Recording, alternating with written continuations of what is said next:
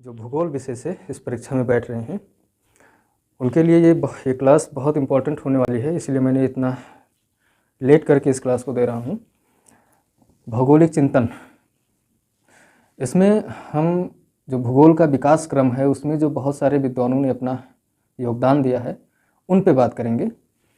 4 से 5 क्वेश्चंस तो सुनिश्चित हैं आपके ज्योग्राफी के पेपर में, इसके ज़्यादा अगर आ जाते हैं तो वो आपकी किस्मत, लेकिन 5 क्वेश्चंस तक तो श्योर है कि हर पेपर में, जितना मैंने पेपर देखा है प्रीवियस ईयर के, 4 क्वेश्चन 5 क्वेश्चन कभी कभी 7 क्वेश्चंस आए हुए हैं सिर्फ भौगोलिक चिंतन से, यानी ऑथर्स के नाम, उनकी पुस्तकें और उनका जो महत्वपूर्ण योगदान है या कोई स्टेटमेंट है। तो ये जानना जरूरी है हमारे लिए कि अगर इतना महत्वपूर्ण रखता है एक छोटा सा सेक्शन तो क्यों ना उसको पढ़ लिया जाए। भाई अगर 5 प्रश्नों की भी बढ़त हो जाती है हमारे विषय में तो फिर क्या खराबी है इसमें। तो आज हम देखेंगे भौगोलिक चिंतन का विकास क्रम।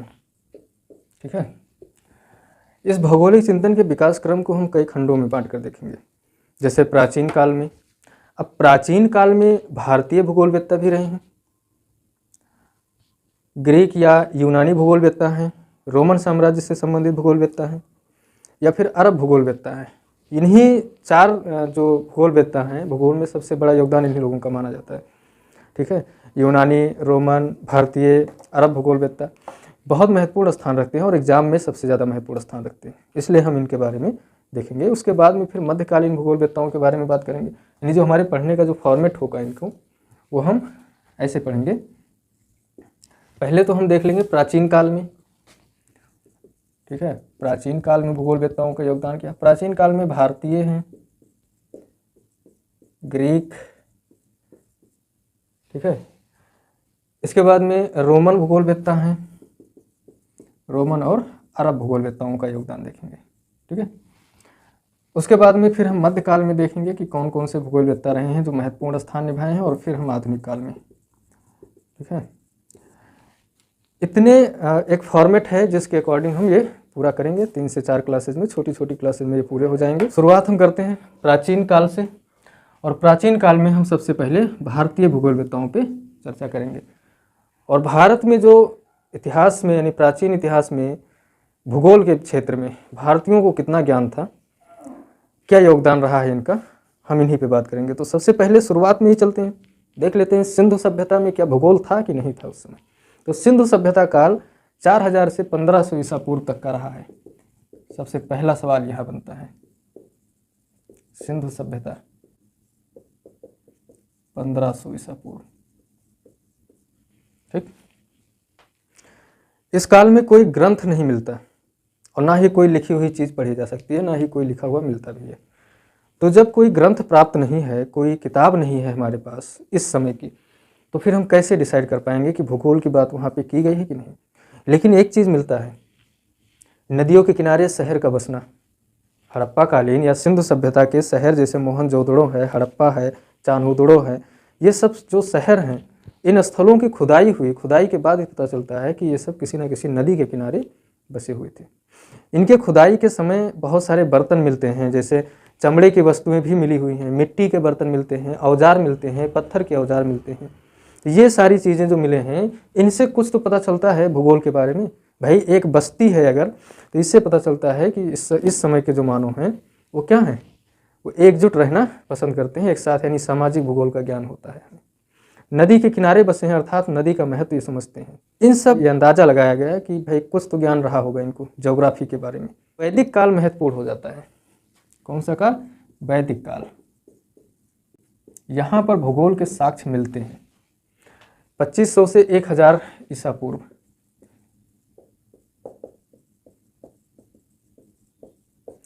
वैदिक काल में 4 वेदों की रचना की गई थी, ऋग्वेद, यजुर्वेद, सामवेद और अथर्ववेद। ऋग्वेद, यजुर्वेद, सामवेद और अथर्ववेद। इस काल का नाम ही वैदिक काल पड़ा क्योंकि इन वेदों के आधार पर ये साक्ष्य के रूप में मिलते हैं। इसी से पता चलता है, इन वेदों से ही पता चलता है कि उस समय के जो वैदिक कालीन जो भारतीय थे, उस काल में जो लोग थे, उन्हें खगोल भूगोल का, यानी खगोलीय भूगोल का ज्ञान था, आर्थिक भूगोल का ज्ञान था और सामाजिक भूगोल का भी अच्छा खासा ज्ञान था। कैसे?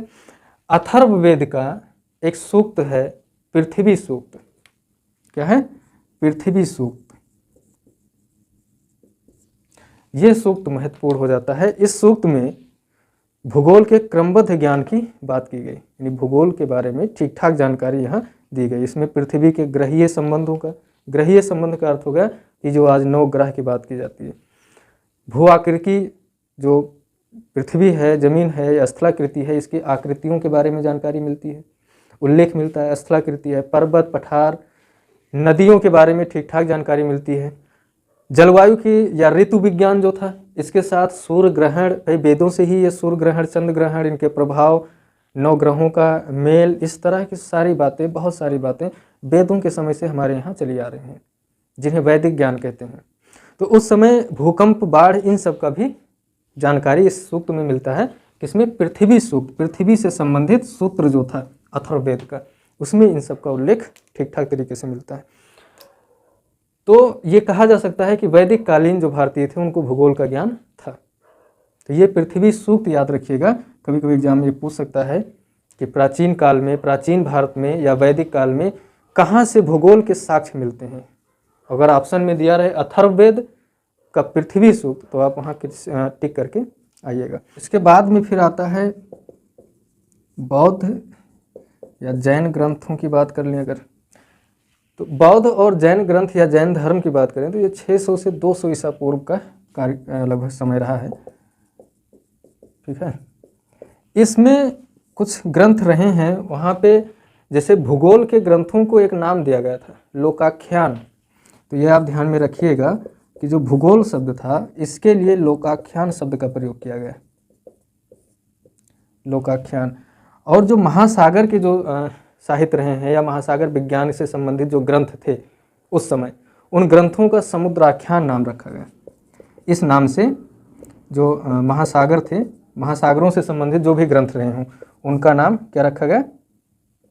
समुद्राख्यान।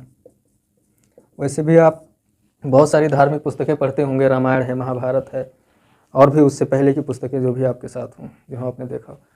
तो समुद्र मंथन की बात होती थी अगर, तो क्यों उस समय क्या, अगर बिना समुद्र के ज्ञान के ही समुद्र मंथन हुआ था? देवताओं ने जो समुद्र मंथन किया था, तो बिना समुद्र ज्ञान के तो ये मंथन हुआ नहीं था। इसका मतलब कि उस समय भी हमारे पास अच्छी खासी जानकारी थी, वो तो बहुत पहले की जानकारी है। तो बौद्ध धर्म और जैन ग्रंथ की बात तो समझ लीजिए कि लेटेस्ट है, यहाँ से तो हमें साक्ष्य मिल रहे हैं लिखित रूप में। ठीक है, जैन साहित्य में भूगोल पर लगभग में 25 ग्रंथ मिलते हैं। ये जो जैन साहित्य रहा है उस समय का, ये जैन ग्रंथ थे, इनमें लगभग 25 ग्रंथ मिलते हैं किससे संबंधित? भूगोल से संबंधित। एक दीव सागर पर्णत, ध्यान रखिएगा कि जो जैन ग्रंथ है, दीव सागर पर्णत, ये एक प्रमुख ग्रंथ था जिसमें महासागर या समुद्र के बारे में चर्चा की गई थी। काफ़ी पुराना माना जाता है, लगभग सबसे पुराना यही है। लेकिन सूर्य प्रज्ञापति एक ग्रंथ था इसी समय का, वो सबसे महत्वपूर्ण है। सूर्य प्रज्ञापति, ये भी एक ग्रंथ है जो कि मुख्य था। इसमें ग्रहों की बातें की गई थी, सूर्य को ध्यान में रख करके। अशोक काल में अगर देखा जाए तो अशोक काल में और गुप्त काल जो रहा है, उसमें भी कहीं ना कहीं भौगोलिक ज्ञान का एक परिचय मिलता है उनके शिलालेखों से। प्राचीन भारतीय भूगोल पर धर्म का प्रभाव नजर आता है, और ठीक ठाक नहीं, बहुत अच्छे से इसका प्रभाव नजर आता है। क्योंकि सारी भौतिक चीज़ों को, जो भी प्राकृतिक थी, उनको किसी न किसी देवी देवता के साथ में जोड़ करके देखा गया। ठीक है, जैसे पेड़ हैं, बहुत बड़े पेड़ हो गए तो वो भी पूजनीय हो गए, नदी है, पर्वत है, गुफा है। इतिहास पढ़ते होंगे तो बहुत सारी गुफाओं की बात की जाती है। वो सारी गुफाएं कहाँ बनी है? किसी पहाड़ी पे बनी है। अगर पहाड़ का ज्ञान, तो निश्चित रूप से माना जा सकता है कि भूगोल का ही हिस्सा है आज के समय में, है कि नहीं? तो जो ये गुफा आदि ये सब थे ना, इन्हें धार्मिक महत्व बहुत ज़्यादा दिया गया था। पर्वत की पूजा की जाती थी, वृक्षों की पूजा आज भी होती है, पूजा, नदी की पूजा, है कि नहीं? अब जो प्राचीन धार्मिक या ऐतिहासिक जो यात्राएं थीं, उनसे अगर संबंधित कुछ बात की जाए तो भारतीय विद्वानों को ब्रह्मांड विज्ञान यानी जो कॉस्मोलॉजी था और ब्रह्मांड उत्पत्ति के सिद्धांत संबंधी ज्ञान भी ठीक ठाक तरीके से था। कैसे? जैसे वराह मिहिर हैं, अब इनका नाम आप सब जानते हैं, वराह मिहिर, आर्यभट्ट हैं, ये सब प्राचीन लोग ही हैं। भास्कराचार्य हैं, ब्रह्मगुप्त हैं, भास्कराचार्य, ब्रह्मगुप्त आदि विद्वानों के सहयोग से खगोल विज्ञान में गणितीय भूगोल और मानचित्र कला के विकास में बहुत ज़्यादा उन्नति हुई थी। इन सब के आप देखेंगे इसमें आर्यभट्ट, भास्कराचार्य, ब्रह्मगुप्त, वराह मिहिर, ये सब ना गणितीय भूगोल के जन्मदाता के रूप में जाने जाते हैं। गणितीय भूगोल का अच्छा खासा ज्ञान रखते थे उस समय। प्राचीन भारतीय साहित्य में जो भूगोल शब्द है, भूगोल शब्द का प्रयोग कहाँ हुआ था, ये क्वेश्चन आपसे पूछा जा सकता है। तो ध्यान रहे, सूर्य सिद्धांत में। क्या? सूर्य सिद्धांत। इसमें प्राचीन भूगोल के प्राचीन साहित्यों में पहली बार कहीं नजर आया था क्या? भूगोल शब्द। कहाँ पे? सूर्य सिद्धांत में। ठीक है। पहले उस समय का जो भूगोल का ज्ञान था, आज की बात मैं नहीं कर रहा हूँ, प्राचीन काल में जो भी ज्ञान था भूगोल का, उसमें जो सूर्य और पृथ्वी की स्थिति थी इसमें थोड़ा परिवर्तन था। आज हम क्या मानते हैं, मानते नहीं है बल्कि सत्य भी है कि पृथ्वी जो सूर्य है वो सेंटर में है और पृथ्वी परिक्रमा कर रही है। उस समय ये उल्टा था। उस समय जो ज्ञान था लोगों के पास, उसके आधार पर उन्होंने माना था कि खगोलीय स्थिति में, खगोल का मतलब अंतरिक्ष, स्पेस की बात हो रही है, ठीक है, ब्रह्मांड की बात हो रही है। खगोलीय स्थिति में पृथ्वी को ब्रह्मांड का केंद्र माना गया था। ठीक है, पृथ्वी को ब्रह्मांड का केंद्र मानते थे। ये प्राचीन की बात है, ब्रह्मांड का केंद्र। ब्रह्मांड, उस समय ब्रह्मांड का अर्थ यही हुआ था सौरमंडल जिसे आज हम पढ़ते हैं। आज सौरमंडल में सूर्य एक केंद्र में है, उस समय पृथ्वी को केंद्र में माना जाता था। ऋग्वेद में सूर्य, चंद्रमा और 5 अन्य ग्रहों की भी बात की गई है, ये भी आप ध्यान में रखिएगा। बहुत सारे आकाशीय पिंडों की चर्चा की जाती थी। तो इतनी बातें तो हो गई प्राचीन इतिहास में, जो उसका कोई विशेष साक्ष्य नहीं मिलता। हम कुछ संकेतों के माध्यम से, कुछ किताबों में लिखे हुए कुछ लाइनों के अर्थ पे, ग्रंथों के माध्यम से ये कहते हैं कि ऐसा ज्ञान रहा होगा भारतीयों के पास। ठीक है, और था भी, इसमें कोई शक नहीं। वैदिक काल से तो भूगोल का एक क्रमिक अध्ययन मिलने लगता है। ठीक है, अब बात कर लेते हैं प्राचीन भारतीय विद्वानों की, जैसे वराह मिहिर हैं, आर्यभट्ट हैं, भास्कराचार्य हैं, ब्रह्मगुप्त हैं। इन सब का एक क्रम लगाने के लिए एग्जाम में आता है कि किस क्रम में इन विद्वानों को आप व्यवस्थित करेंगे और इन्होंने भूगोल के विषय में क्या बातें कही हैं भूगोल से संबंधित। तो सबसे पहले हम देख लेते हैं किनको, आर्यभट्ट को, जिसका जो जन्म हुआ था 476 ईस्वी में इनका जन्म हुआ था। आर्यभट्ट 476 ईस्वी में इनका जन्म हुआ था। इन्होंने पृथ्वी को गोलाकार बताया था। देखिए, भूगोल के संबंध में इनके क्या विचार थे, पृथ्वी गोलाकार है। वैसे तो इन्होंने बहुत सारी बातें की हैं, लेकिन भूगोल के संदर्भ में इन्होंने बताया कि पृथ्वी गोलाकार है और उसकी जो परिधि है यानी त्रिज्या है वो 24,835 मील है।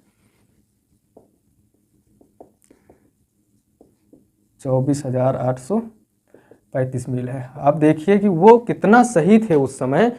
जो वर्तमान समय में गणना जो हुई है पृथ्वी के सेंटर से पृथ्वी का, कि इसकी जो परिधि आज जो नापी जा रही है वो 24,901 मील है, यानी वर्तमान की 24,901 मील। अब देखिए इसमें, इस आंकड़े में और इस आंकड़े में कितना फर्क है।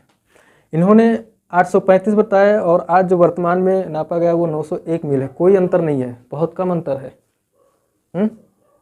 60-65 मील का अंतर है। उस समय उनको कितना ज्ञान रहा होगा भूगोल का, आज का साइंस और उस समय का। आर्यभट्ट जी बहुत ज्ञान था। चंद्र ग्रहण का कारण उन्होंने क्या बताया था, आर्यभट्ट जी चंद्र ग्रहण का कारण, आज ये भी देख लेते हैं। ये सब स्टेटमेंट में आपसे क्वेश्चन पूछे जाएंगे। चंद्र ग्रहण का कारण चंद्रमा पर पृथ्वी का साया पड़ना यानी परछाई पड़ना इन्होंने बताया था। चंद्रमा पर पृथ्वी का पृथ्वी की छाया पड़ना। भाई यही कारण तो आज भी हम देखते हैं। आज क्या स्थिति होती है, ये सूर्य है, ये पृथ्वी है और ये मून है, जब इसकी परछाई यहाँ पे पड़ती है वही तो चंद्र ग्रहण होता है। तो उस समय इन्होंने वही बात तो कही थी। कोई अंतर नहीं है इनकी बातों में और आज के वैज्ञानिक बातों में, कोई अंतर है नहीं है। इनके बाद में फिर एक नाम आता है वराह मिहिर का, जो कि 505 से 587 ईस्वी तक रहे हैं। वराह मिहिर 505 से 587 ईस्वी तक इनका जीवन काल रहा है। ठीक है।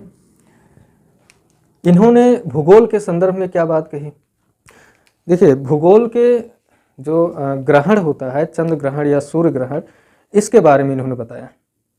तो फिर इन्होंने क्या बात किया कहा होगा, इसका इन्होंने ठीक तरीके से वर्णन किया और बताया कि जो चंद्र ग्रहण और सूर्य ग्रहण होता है वो किसी विशेष माह में यानी महीने में जब होता है तो उसका कुछ विशेष प्रभाव पड़ता है। वो प्रभाव क्या होता है, जैसे पौष माह में, पौष का मतलब होता है जो दिसंबर वाला महीना है, इस माह में अगर चंद्र ग्रहण या सूर्य ग्रहण होता है तो फिर क्या प्रभाव पड़ता है उसका, तो अकाल पड़ता है, अकाल। अप्रैल मई में जो ग्रहण लगता है उसके लिए इन्होंने क्या कहा, अप्रैल या मई में, उसके लिए इन्होंने बताया कि पर्याप्त वर्षा होती है। अगर इस समय ग्रहण लगता है तो उसका संकेत उन्होंने बताया कि पर्याप्त वर्षा। ठीक है। फाल्गुन यानी मार्च में जो ग्रहण लगता है, आषाढ़ या जून, इसका जो प्रभाव होता है अपशगुन होता है। अब अपशगुन में क्या होगा ये वही जानते थे। हो सकता है कि कोई उल्का का प्रभाव पड़े या फिर कोई ऐसी अनियमित घटनाएं हो जाएं जिसको कोई मेजर नहीं करता था, जिसकी कोई उम्मीद नहीं थी, भूकंप आ जाए अचानक से, ये अपशगुन ही है। तो इस तरह की घटनाएं होती थी। ठीक है। इसका इन्होंने व्याख्या किया कि जो ग्रहण लगते हैं उनका ये प्रभाव पड़ता है। इनका एक ग्रंथ भी रहा है, पंच सिद्धांतिक खगोलीय ग्रंथ था। क्या था, पंच सिद्धांतिक खगोलीय ग्रंथ। आपसे एग्जाम में पूछ सकता है ये। ठीक है, ध्यान में रखिएगा। अब बात कर लेते हैं भास्कराचार्य की। इनका जन्म जो हुआ 11 से 14 ईस्वी में। इन्होंने क्या बात कही थी मुख्य रूप से, ज्योग्राफी से संबंधित या भूगोल से संबंधित। इनका एक ग्रंथ था सिद्धांत शिरोमणि करके। क्या था, इनका जो ग्रंथ था वो सिद्धांत शिरोमणि। इनकी मान्यता क्या थी, ध्यान से सुनिएगा। इनकी मान्यता थी कि पृथ्वी गोल है, पहली चीज तो, और अपनी गुरुत्वाकर्षण शक्ति के कारण प्रत्येक वस्तु को अपनी ओर आकर्षित करती है। अब बताइए भाई कि न्यूटन से पहले इन्होंने बता दिया था कि पृथ्वी में गुरुत्वाकर्षण शक्ति होती है जो कि प्रत्येक वस्तु को अपनी ओर आकर्षित करती है। इससे स्पष्ट है, साफ साफ ये जाहिर होता है कि भास्कराचार्य या अन्य भारतीय विद्वानों ने न्यूटन का जो गुरुत्वाकर्षण का नियम है, इससे पहले ही वो गुरुत्वाकर्षण की बात कर चुके थे। ठीक है, इन न्यूटन से पहले भी गुरुत्वाकर्षण की बात की जा चुकी थी। किसके द्वारा, भास्कराचार्य के द्वारा। इसमें पृथ्वी की स्थिरता, सूर्य या जो पृथ्वी का जो अक्षीय घूर्णन है उसके बारे में भी इन्होंने बहुत सारी बातें की। ठीक है, कक्षा भ्रमण की या आदि सिद्धांतों का ज्ञान उनको था और ठीक ठाक ज्ञान था, अच्छी जानकारी थी। आज जो हम लोग पढ़ते हैं एक वैज्ञानिक विधि द्वारा और वैज्ञानिक साक्ष्यों के आधार पे, कहीं ना कहीं उस समय लिखित रूप में या फिर प्रयोगशाला में प्रमाणित तो नहीं हुई थी वो बातें, लेकिन आज तो प्रमाणित हो रही है ना। आज आप तुलना कर लीजिए और वही किया भी जा रहा है। तो इन सब का उनको ठीक ठाक तरीके से ज्ञान था। इनका एक ग्रंथ और था करण कौतूहल करके। इनका जो दूसरा ग्रंथ था करण कौतूहल। ठीक है, महत्वपूर्ण ग्रंथ है, इनका नाम आप ध्यान में रखिएगा। इसमें इन्होंने अंक गणित, बीज गणित, ज्यामितीय, इन सब पे बात किए थे। ये अंक गणित है, बीज गणित, ज्यामिति की भी इन्होंने बात की थी। इसके अलावा ज्योतिष शास्त्र,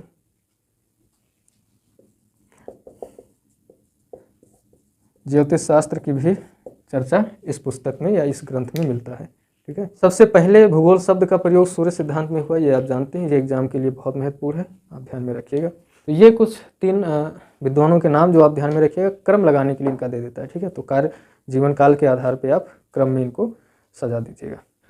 अगर बात किया जाए कि जो आज हम पृथ्वी पर अक्षांश और देशांतर जो पढ़ते हैं, उस समय भास्कराचार्य और उनके अन्य जो समकालीन भारतीय खगोल शास्त्री रहे हैं, उन सब ने भी पृथ्वी को 360 डिग्री अंशों में बांटा था और प्रत्येक अंश को 60 कला या मिनट में, ये आप ध्यान में रखिएगा, इनके द्वारा जो देशांतर था 360 डिग्री में इन्होंने डिवाइड किया था।